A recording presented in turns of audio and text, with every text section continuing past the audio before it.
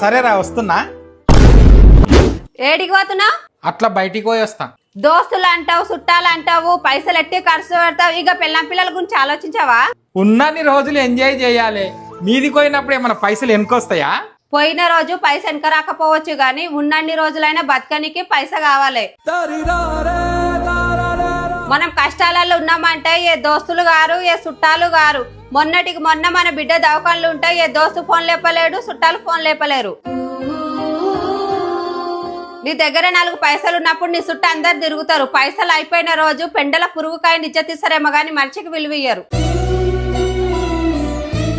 పైసలు లేకుంటే దావత్కు కూడా విలువనికి వెనక ముందయ్యే సమాజంలో బతుకుతున్నాం.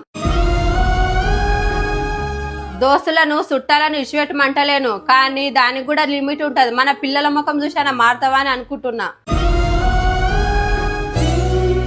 సరే.